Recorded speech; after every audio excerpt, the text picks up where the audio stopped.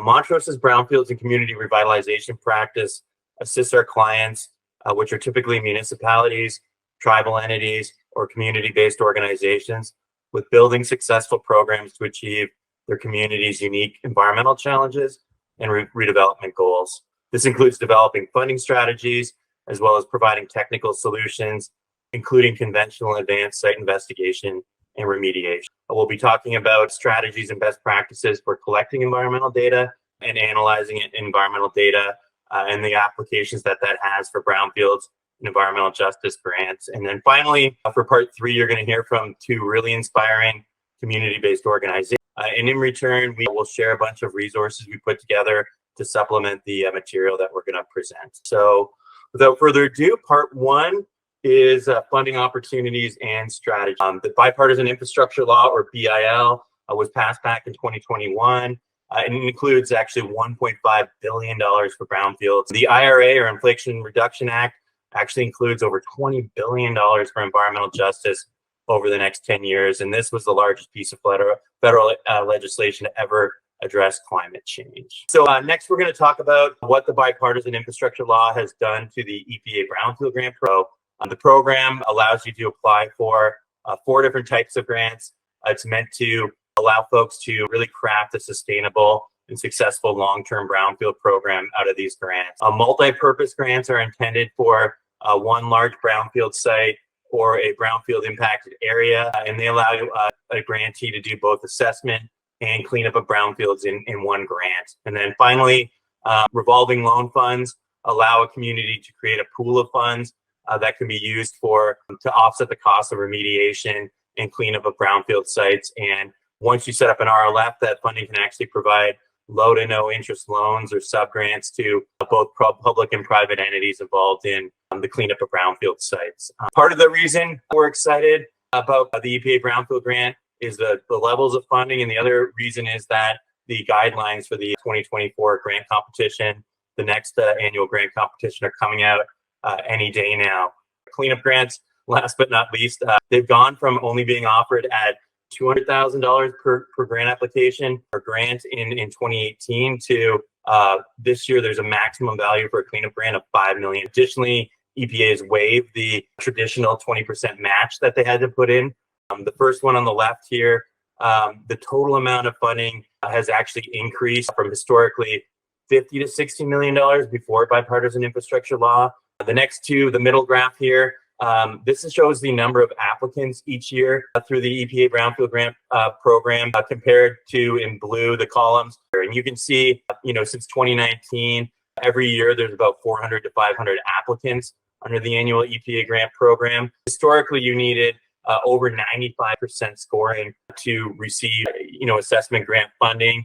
So even though there's been an influx of Bipartisan Infrastructure Law funding, you still need roughly 97% or higher to actually get an assessment grant awarded. And it's kind of devastating when you get, say 161 score out of 165, and it's not quite enough to get funded. And as I mentioned before, back in 2018, each cleanup grant had a cap of $200,000, and that number is now 5. So right now, Bipartisan Infrastructure Law has provided an additional funding until 2026, but we don't know what's going to happen afterwards. So, as I mentioned, when you need 97% scoring to get funded, you don't want to miss anything. And one of those isn't a funding program, but it's applied across all programs, which is the Justice40 Initiative, which was signed into law a couple of years ago and currently directs 40% of all federal investments to EJ communities. So that's, transportation, infrastructure, bridges, utilities. All of those programs are supposed to be directing 40% of their funding in the near term to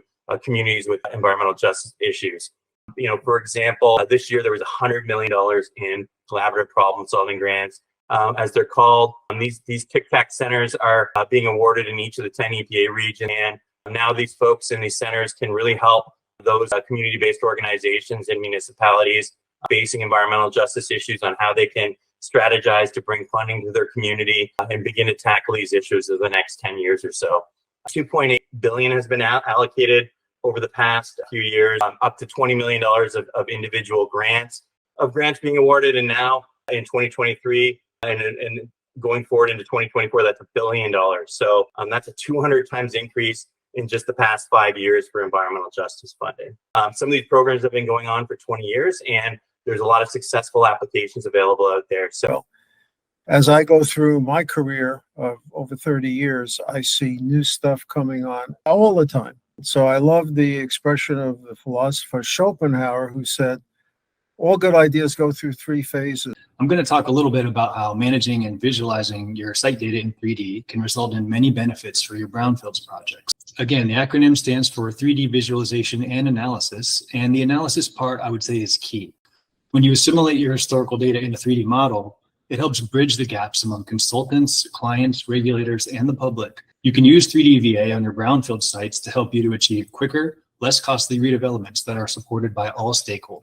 We can create 3D views for deliverables and reports and look at them in there's certain tools such as a 3D PDF. So 3D VA can have very galvanizing impacts, I would say, across all phases of the project lifecycle, especially if it's adopted early on. During the initial site identification and assessment phase, 3D VA can be used to get everything in one place, to compile, synthesize, and share all of these layers. The latest 3D VA tools also merge 3D graphics with a database which runs in the background, allowing it to essentially be used as a 3D database and digital archive. In the next phase, the environmental cleanup and site preparation phase, 3D models can help you with many things, including showing your contaminated soil volumes, which is a very common problem on brownfield sites. In this case, I use 3D VA to optimize the excavation areas around these impacted soil hotspots and also help calculate cut and fill volumes to save time and money. Possibly increase the chances your project will go ahead smoothly thanks to the 3D visual communication used throughout the planning and reporting process. I believe that in 5 to 10 years, subsurface 3D models, such as you've seen today, will become the standard, kind of just like 3D AutoCAD is becoming standard for above ground planning. It now takes about the same amount of time to import data sets into a 3D model as it does as a 2D GIS. And that's where the 3D visual communication of these models, you can convey very complex site redevelopment plans and cleanup plans to a wide audience of community members of all backgrounds to really help them understand the plans for their community. And so you can combine kind of the best 2D tools with these newer 3D tools to really be a winning approach on your brownfield sites. So next up, we will hear from Mayrose Munar, whose organization, Kanalewa, is doing amazing things to revitalize and bring back prosperity to her community on the West Island of Kauai. The Maui wildfires has brought to the front the importance of brownfield practices and the challenges faced by local and Native Hawaiian communities across Hawaii. Kauai, also known as the Garden Island, is the oldest island in the chain, and our history begins as far back as the Roman and Mayan empires, with the largest settlement in Waimea Valley just 4 miles from Kekahata. During the plantation development, the geography was fundamentally changed by filling and grading activities, erasing wetlands in favor of flatland to plant rows of sugarcane. And in this photo, you'll see the Kekaha sugar mill in the early 1800s. And you'll see that they had just removed all of the marshlands to raise the mill. As it stands today, both the mill in Kekaha and the plantation fields in the background were abandoned when the mill closed in 2000. So since we began our work in 2018, we have come to understand that restoration hinges on the intersection of environmental and human well-being goals. I work for St. Philip's School and Community Center. We've been an anchor institution here in South Dallas for over 75 years. And it's really been in the last 25 years or so that we've been focused on community development. And with our proximity to downtown, change is coming. Many neighborhoods in Dallas that used to be predominantly African American or that were close to downtown now have sort of no recognition of their history. And we're really trying to make sure that as development comes our way, that is done in a way that the people that live here benefit. And so we have the opportunity to go through this community-driven growth plan, and that's really driving our initiatives in economic development, affordable quality housing, and just community empowerment, and helping to ensure that they are owners and have opportunity in this change that's coming. And on the environmental remediation side, we've had the opportunity to really work with just about so many wonderful people. It started with the city of Dallas and their Brownfields coalition. I can remember 5 years ago, I thought brownfields were rural, fields. I had no idea that South Dallas was right, basically one big brownfield with all of these environmental concerns.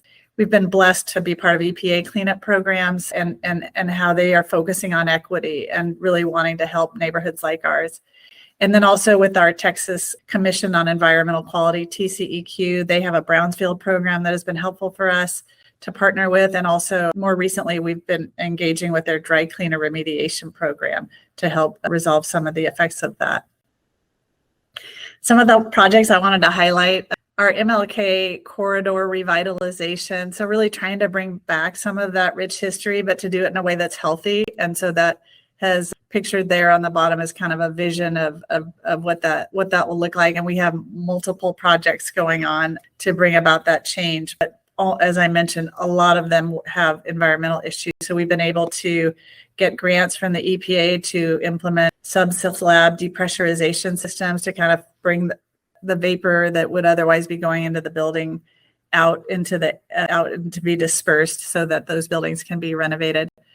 We also have this We Creation Center for Community Innovation. It's really like a change chamber. It's where the community comes together and really plans how they want to see things differently, and also a place where they can get trained and resources to make that happen.